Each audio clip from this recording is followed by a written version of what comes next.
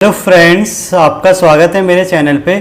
तो आज की मेरी वीडियो का जो टॉपिक है वो ये कि how to choose institute for a PhD. मतलब जैसे आप बार बार पूछते रहते हैं कि सर कैसे आप फाइनलाइज़ करें कि किस इंस्टीट्यूट में आपको पीएचडी करनी चाहिए, या क्या ऐसे फैक्टर है जिनको ध्यान में रख के आप चूज़ कर सकते हैं कि कौन सा इंस्टीट्यूट आपके लिए बेटर होगा पीएचडी के लिए। तो आज मैं इसी बारे में बात करूँगा ताकि आपको आइडिया लग सके और आपकी हेल्प हो सके एक बेटर इंस्टीट्यूट चूज़ करने के लिए। तो चलिए शुरू करते हैं। तो देखिए, सबसे पहले तो मैं कहूँगा आपको कि पीएचडी इंस्टीट्यूट मैटर नहीं करता।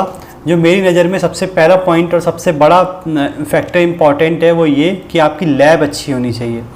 और लैब देखिए इंस्टीट्यूट से बिल्कुल अलग भी हो सकती है। अलग इन द सेंस, मानिए आपका इंस्टीट्यूट बहुत अच्छा है पर लैब का एनवायरनमेंट, वहाँ पे आपके सीनियर्स, टीचर, प्रोफेसर या जो भी आपके कलीग्स हैं वो कैसे हैं, और या वहाँ पे फैसिलिटीज़ कैसी हैं उस लैब में, या काम कैसा है उसका, वो मैटर करता है। तो मैं ये कहूँगा, अगर आप किसी भी चीज़ को सबसे पहला फैक्टर देना चाहते हैं तो वो ये दें कि आपका लैब एनवायरनमेंट या लैब आपकी कैसी है। तो लैब में आपका सब कुछ आ जाता है, और उसमें आपकी रिसर्च फैसिलिटीज़ आ जाती है, उसके आपके पेपर्स आ जाते हैं, उसमें आपके कलीग्स आ जाते हैं, उसमें आपके सीनियर्स आ जाते हैं, उसमें आपके प्रोफेसर्स आ जाते हैं कि आपका प्रोफेसर का नेचर कैसा है। तो मेन चीज़ यही डिपेंड करता है। मैं कहूँगा अगर आपको अच्छी लैब मिल जाती है जिसमें आपका एक अच्छा काम हो जाता है और अच्छी फैसिलिटीज़ वहाँ पे हैं, अच्छे लोग वहाँ पे हैं, अच्छे प्रोफेसर वहाँ पे हैं, तो आप उसे ज्वाइन कर सकते हैं। और ज़्यादातर केस में यही देखा गया है, अगर ये चीज़ अच्छी ना हो ना, तो मतलब आपके प्रोफेसर से आपकी नहीं बन रही, किसी भी कारणवश हो सकता है वो, और या आपके कलीग्स अच्छे नहीं हैं, और या आपके जो रिसर्च में प्रॉब्लम आती है आपके लैब में वो, या मतलब चाहे वो फैसिलिटीज़ के रिगार्डिंग हो, चाहे आपका आइडियाज़ के रिगार्डिंग हो, अगर वो ठीक नहीं है तो आपके 5 साल बहुत मुश्किल हो जाते हैं पीएचडी के, या इनफैक्ट आप कहीं ना कहीं उसको बीच में छोड़ के जाते हैं जर्नी को, या बहुत परेशान रहते हैं ड्यूरिंग 5 इयर्स। तो मैं कहूँगा सबसे पहले आप लैब पे फोकस करें रेदर देन इंस्टीट्यूट पे। सेकंड, अगर आपका लैब का काम हो जाता है, आपको लगता है कि हाँ ये आपको एक लैब पता है ऐसी जहाँ पे आपको ठीक ठाक फैसिलिटीज़, मतलब आपकी सारी जो रिक्वायरमेंट है वो पूरी हो जाती है। देखिए परफेक्ट तो कुछ नहीं मिलेगा, पर हाँ जो भी आपका थोड़ा थोड़ा हर जगह से मिल जाता है, तो तब जाके आप सेकंड इंस्टीट्यूट की तरफ जाएं। इंस्टीट्यूट मतलब ऐसे इंस्टीट्यूट की आप तरफ जाएं जहाँ पे आपको रिसर्च फैसिलिटीज़ अच्छी मिले, क्योंकि आपको मेन तो रिसर्च ही करनी है। आप पीएचडी में जा रहे हैं तो आपको रिसर्च के तरफ ही जाना है, तो रिसर्च फैसिलिटीज़ आपकी अच्छी होनी चाहिए। तो आप ऐसे इंस्टीट्यूट को चुनें जहाँ पे आपको ज़्यादातर फैसिलिटीज़ मिल जाए, और या अगर आपको उसका हेल्प से भी आगे बढ़ना हो, यानी लाइक पोस्ट डॉक आपको करनी है, पोस्ट डॉक चाहिए, या आपको असिस्टेंट प्रोफेसर कहीं लगना है, तो उसका टैग आपको कहीं ना कहीं काम आए, तो आप मतलब इंस्टीट्यूट की तरफ जाएं। तो सेकंड फैक्टर आपका जो होना चाहिए वो इंस्टीट्यूट होना चाहिए। Third factor, near by home भी दे सकते हैं। ये भी आपका एक फैक्टर है कि मतलब आप होम मतलब आप ये दे सकते हैं कि आपके होम से डिस्टेंस कितनी है आपके इंस्टीट्यूट की। जितनी कम डिस्टेंस होगी, मुझे लगता है उतना बेटर होगा। और ये दोनों ही तरीके से सोचें तो 5 साल की आपकी जर्नी होगी मिनिमम, या 4 to 5 ईयर्स।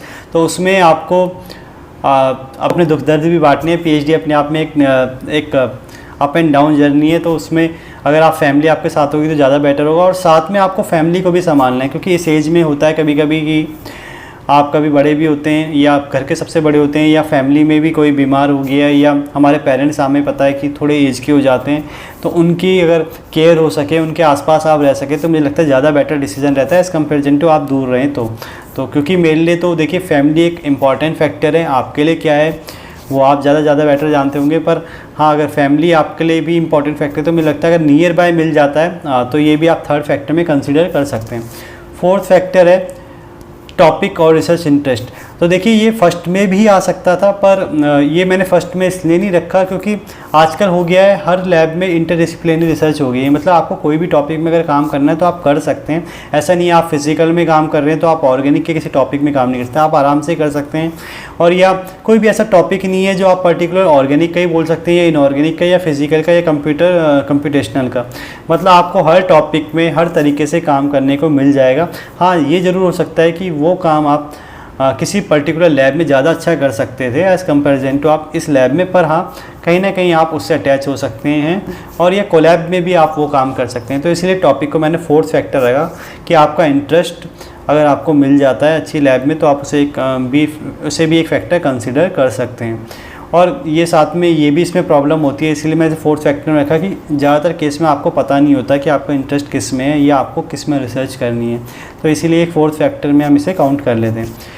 फिफ्थ फैक्टर जो एक स्पेशल केस है, स्पेशल केस, और ये फर्स्ट भी कह सकते हैं आप, फर्स्ट फैक्टर भी है, वो ये कि आपने पहले ही सोच लिया कि आपको यहीं जाना है। क्योंकि कई बच्चों का होता है, लेटर सपोज को यूनिवर्सिटी ऑफ दिल्ली से ही पीएचडी करनी है, या आईआईटी दिल्ली से ही करनी है, या आईआईटी बॉम्बे से ही करनी है, या आईएससी से ही करनी है, तो ये स्पेशल केस हो गया कि मतलब आपको वहाँ जाना ही जाना है, या आपने किसी प्रोफेसर से बात कर ली तब तो आपको वहीं जाना है, या आपका कोई रिश्तेदार भाई बहन या कोई सीनियर कलीग वहाँ पीएचडी कर रहा है और आपको उसके साथ ही करना है, तो भी ये एक स्पेशल केस है। तो ये फैक्टर भी आप कंसीडर कर सकते हैं। अगर वो आपका केस है तो फिर तो मतलब कुछ बात हम कर ही नहीं सकते कि आपको ये देखना चाहिए या वो देखना चाहिए, फिर तो आप उसी तरफ जाएंगे।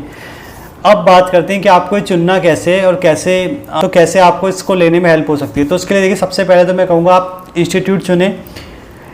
इंस्टीट्यूट में मतलब आपको पता है कि आप पीएचडी के फॉर्म आने वाले हैं या फॉर्म आ रहे हैं, तो आप 5-7 इंस्टीट्यूट ऐसे चुन लीजिए जहाँ पे आपको लगता है कि आप जा सकते हैं, आपके नियर बाय है या आपके इंटरेस्ट के कॉलेजेस हैं या इंस्टीट्यूट हैं, तो आप उन्हें सेलेक्ट कर लीजिए। फिर नेक्स्ट आप उसमें वो लैब्स देखिए जिसमें आपका रिसर्च इंटरेस्ट का काम हो रहा है, तो उन लैब्स को सिलेक्ट कीजिए, वहाँ पे उन प्रोफेसर्स का नाम लिखिए और उनके बारे में जानने की कोशिश करिए, वहाँ के स्टूडेंट्स से या आपके किसी फ्रेंड से, कलीग से, या जो भी यहाँ के आसपास के लोग हों या जिनसे भी आपको पता लग सके, आप उनसे जानने की कोशिश करिए कि उस लैब में सीट्स है कि नहीं है या उस लैब्स का नेचर कैसा है। थर्ड है, जब आप इंस्टीट्यूट का आपको पता लग जाएगा, आपको लैब का पता लग जाएगा, तब आप उन्हें मेल कर सकते हैं। ये एक ऑप्शनल है, मतलब आप मेल करिए या उस इंस्टीट्यूट की प्रिपरेशन, इंटरव्यू की प्रिपरेशन करिए। अब वो प्रिपरेशन कैसे करेंगे, जिन्होंने लोगों ने पहले वहाँ इंटरव्यू दिया है उनसे पूछे किस टाइप के क्वेश्चन पूछे जाते हैं, या वहाँ पे नेचर ऑफ मतलब लेवल क्या है, सॉरी लेवल ऑफ इंटरव्यू क्या है, मतलब हार्ड है, इजी है, टफ़ है, हार्ड है, इजी है, मीडियम है, क्या है, उसे आप जानने की कोशिश करिए और उस हिसाब से आप प्रिपरेशन करिए। तो ये दो तरीके हैं। आप ऑप्शनल, मेल आपका ऑप्शनल है, पर मैं कहूँगा अगर आपने पूरा पर्टिकुलर चुन लिया है कि आपको यही करना है तो आप मेल कर सकते हैं, ताकि आपको एक आइडिया लग जाए वहाँ के प्रोफेसर की कि वहाँ पे इन पे सीट्स है कि नहीं, और या वो आपको लेने में इंटरेस्टेड हैं या नहीं, या वो आपको नहीं भी लेते या नहीं भी मेल करते, तो भी आप पे ये है कि कहीं ना कहीं आपका नाम उनके पास चले जाता है, और अगर आपको इंटरव्यू में आपका सिलेक्शन हो जाता है तो कहीं ना कहीं आप पे एक चीज़ होती है कि हाँ मैंने मेल किया था, तो आपको प्रेफरेंस मिल सकती है। इसकी कोई गारंटी नहीं है, पर हाँ मैं कहूँगा मिल सकती है। नेक्स्ट है, एक और चीज़ है कि कई बच्चों का गेट होता है सिर्फ, और या JRF नहीं है उनका, तो मैं उनको कहूँगा आप अगर नेट के बेसिस में या गेट के बेसिस में सिर्फ भर रहे हैं तो उनके लिए मैं कहूँगा नंबर ऑफ़ कॉलेजेस आप ज़्यादा चुनें, और ऐसे कॉलेजेस खासकर चुनें जहाँ पे कंपटीशन कम होता है, या जैसे पुरानी IITs हो गई, NITs हो गई, और या कहीं आईएसआर हो गए, कहीं कहीं डिफरेंट अदर्स इंस्टीट्यूट हो गए, तो आप उन्हें चुनिए और रोलिंग एडवर्टाइजमेंट पे ध्यान दीजिए, प्रोजेक्ट पे ध्यान दीजिए, आप उन पे फोकस ज़्यादा रखें ताकि आपके भी एडमिशन के चांसेस ज़्यादा बढ़ जाएँ।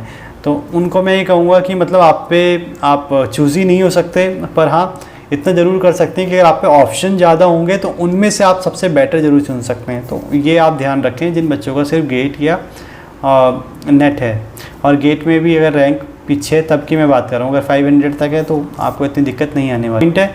देखिए, जब आप भी लैब के बारे में पता लगाएं या इंस्टीट्यूट के बारे में पता लगाएं, तो मैं कहूँगा वहाँ के स्टूडेंट्स से ज़्यादा पता लगाएं। स्टूडेंट में आप MSc से वालों से पता लगाएं तो ज़्यादा बेटर रहेगा एज़ कम्पेरिजन टू आप वहाँ के ही लैब के बच्चों से पता लगाएं। क्योंकि देखिए, लैब का कोई भी बच्चा अपने लैब की बुराई नहीं करेगा, और या कहीं ना कहीं उस पर एक डर रहेगा कि वो मतलब आपको अपनी लैब का क्यों बताए। मानिए लेटर सपोज़ किसी का प्रोफेसर काफ़ी टफ़ नेचर के हैं, और प्रोफेसर जनरली सब अच्छे होते हैं, पर किसी का नेचर टफ़ होता है, किसी का थोड़ा इजी होता है, फ्लेक्सिबल होता है, किसी का मीडियम होता है, तो पर कोई भी नहीं बताना चाहेगा, क्योंकि एक प्रॉब्लम रहती है कि उन्हें लगता है कि मतलब ये बात कहाँ से कहाँ चली जाएगी या किस वे में मुड़ जाएगी। तो मैं ये कहूँगा इसलिए आप PhD वालों से ना पूछते हुए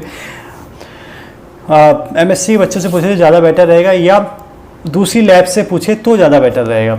तो मैं ये कहूँगा इस चीज़ पे आप ध्यान रखें कि कभी भी लैब के ही बच्चों से लैब के बारे में ना पूछें। जिस भी लैब में आप जाना चाहते हैं उन्हीं बच्चों से आप ना पूछें। मैं ये कहूँगा आपको जो इन्फॉर्मेशन ज़्यादातर केस में गलत मिलेगी, कुछ ही बच्चे हैं जो आपको सही इन्फॉर्मेशन देंगे, और वो एक सबका अपना नेचर होता है, तो इसमें मैं जज नहीं करना चाहूँगा। नेक्स्ट क्वेश्चन आपके डाउट रहता है इंस्टीट्यूट में कि आपको यूनिवर्सिटी में जाना चाहिए, IIT में जाना चाहिए, फ़ीस का क्या अंतर है। तो देखिए, मैं ये कहूँगा PhD में फ़ीस सब जगह लगभग बराबर है।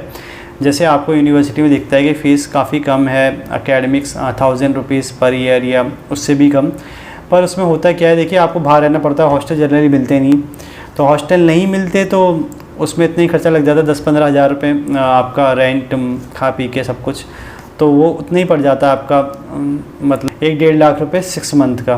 तो मैं कहूँगा ये अगर आप बाहर रहते हैं तो ये होता है, और अगर उनके हॉस्टल में रहते हैं तो भी आपको रेंट पे करना पड़ता है अपना HRA प्लस खाने का अलग देना पड़ता है, तो फिर भी आपको 10,000 पड़ जाता है। यानी आपको हर IITs में, चाहे आईसर में, चाहे यूनिवर्सिटी में बराबर लगभग सेम ही फ़ीस मिलने वाली है। अगर आप ओवरऑल खर्चा देखेंगे तो सेम ही पड़ने वाला है। तो ऐसा बिल्कुल भी नहीं है कि आप यूनिवर्सिटी में जाएंगे तो आपको कुछ फ़ायदा होगा, IIT में जाएंगे तो आपको कुछ फ़ायदा होगा। और नेक्स्ट है, आप ये भी पूछते हैं कि सर मतलब ये PhD भी करनी है, एंट्रेंस की तैयारी भी करनी है, तो उसके लिए कौन सी लैब परफेक्ट होगी।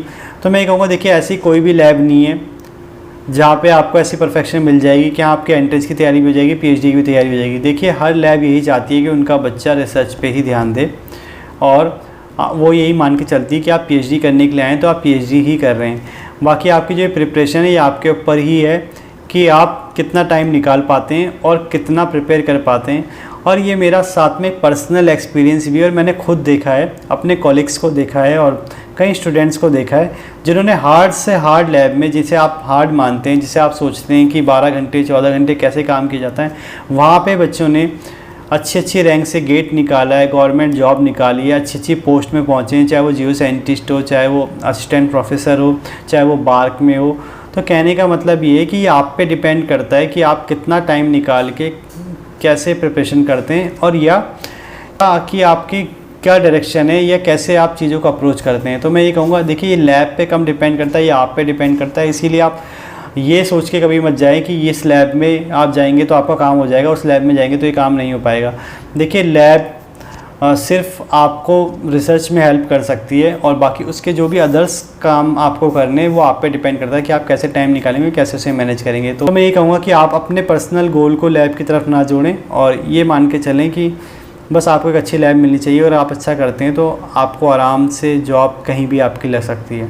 फिर अब मैं ये कहूँगा साथ में, बार बार जो मैं लैब इंस्टीट्यूट का नाम ले रहा हूँ उससे आप इतना भी रिजिड भी ना हो जाएं कि आप फ्लेक्सिबल ना हो पाएँ। फ्लेक्सिबल इन द सेंस मतलब आपको थोड़ा फ्लेक्सिबल भी रहना है। जैसे मैंने आपको पहले ही पॉइंट में बोल दिया था, आपको 100% चीज़ कहीं नहीं मिलेगी। मतलब ऐसा नहीं होगा कि हर चीज़ आपको परफेक्ट मिल जाए, कि आपको टैग भी मिल जाए, आपको लैब भी अच्छी मिल जाए, आपको सीनियर भी अच्छी मिल जाए, आपको कलीग्स भी अच्छे मिल जाए, आपको रिसर्च फैसिलिटी भी अच्छी मिल जाए। देखिए परफेक्ट जब हम नहीं है तो हम किसी दूसरे से ही परफेक्ट की उम्मीद नहीं रह सकते, और ऐसा होता भी है। और परफेक्ट कोई चीज़ होगी भी तो भी हम कमियां निकाल लेंगे, क्योंकि हम इंसान, क्योंकि हम ह्यूमंस हैं और मिस्टेक्स निकालना हमारी आदत है। तो मैं यही कहूँगा थोड़ा फ्लेक्सिबल आपको रहना पड़ेगा, और अगर थोड़ा बहुत कंप्रोमाइज़ आपको करना पड़ता है और ज़्यादा अच्छी चीज़ें आपको मिलती है तो आप उसके लिए भी तैयार रहें, और कोशिश करें कि जहाँ पे आपको ज़्यादा चीज़ें अच्छी मिल जाए बस उसे ज्वाइन कर लें, और पूरा परफेक्शन की तरफ भी आप ना जाएं। तो आई होप आपको मेरी बात समझने आई होगी, और जितनी बातें मैंने की उनसे आपको हेल्प ही मिलेगी। बाकी इसके रिगार्डिंग आप कुछ भी डाउट आपके मन में हो तो आप कमेंट बॉक्स में कमेंट भी कर सकते हैं या मुझे मेल कर सकते हैं। Thank you.